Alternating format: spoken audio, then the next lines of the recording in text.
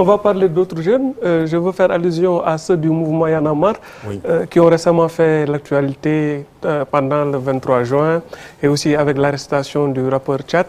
Ne pensez-vous pas un peu que l'émergence de ces Y en a marristes, comme ils s'appellent eux-mêmes, constitue une sorte de concurrence pour les appareils politiques traditionnels?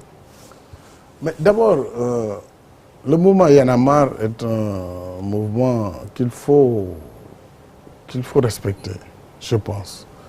C'est un mouvement qui est issu d'un long processus, en réalité, du mouvement hip-hop, qui a pris naissance et qui a connu son amplitude aussi déjà avant même l'alternance.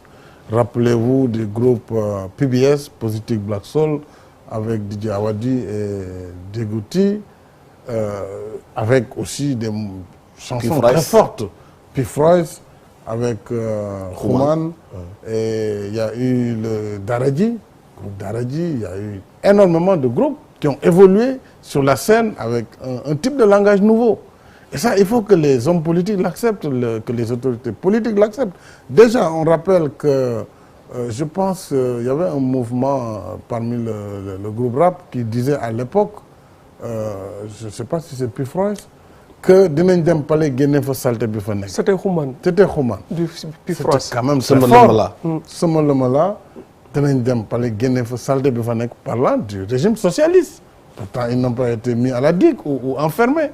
Donc, Tchad, du groupe Y en a marre, après tout ce processus, qui d'ailleurs s'est un peu sénégalisé, parce qu'au début, c'était PBS, Positive Black Soul, c'était des noms à consonance fortement américains.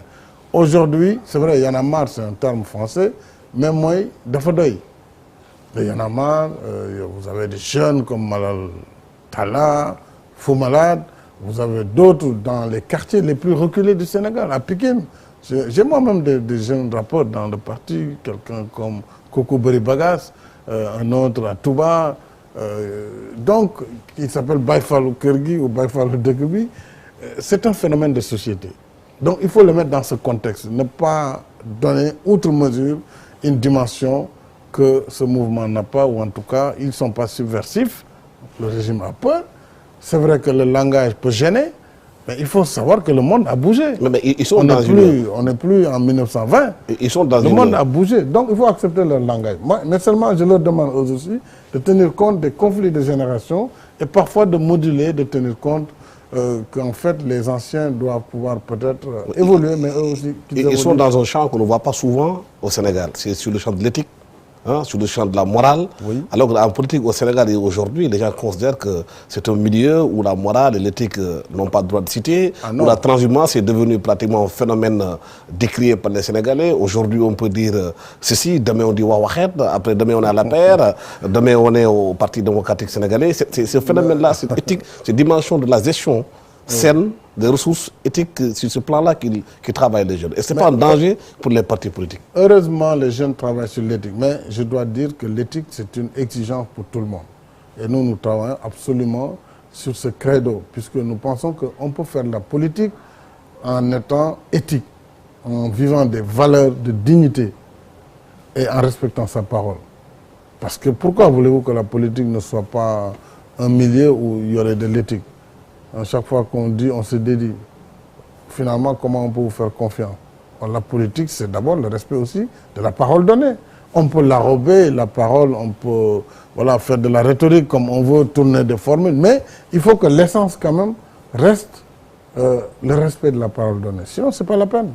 Alors, ces jeunes, ils ont leur langage, ils travaillent sur l'éthique, c'est une très bonne chose. Il n'y a pas de menace sur les partis, parce que de toutes les façons, la conquête du pouvoir, c'est l'affaire des partis politiques, avant tout.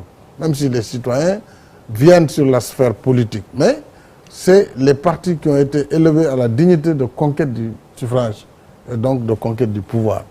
Maintenant, la société doit évoluer. Il faut aussi que les politiques respectent la société civile. Parce qu'elle, même si elle n'est pas dans les mêmes formes de combat, elle a un apport extrêmement qualitatif. Si je prends par exemple aujourd'hui l'apport de notre société civile sénégalaise sur les problèmes de gouvernance, sur les problèmes d'éthique, mais c'est un apport fécond, extrêmement utile pour transformer positivement notre société de demain. Donc il faut une combinaison entre les politiques par rapport à leur manière de faire, leur embrigadement militant, parce que la politique aussi c'est l'embrigadement quelque part. Et cette partie société civile qui a plus de liberté dans le temps, mais qui agit sur des créneaux extrêmement utiles pour notre pays, puisque le développement du Sénégal passera, j'en suis convaincu, par l'éthique, la bonne gestion, la bonne gouvernance et également le fait que ceux qui ont des mandats publics doivent rendre compte.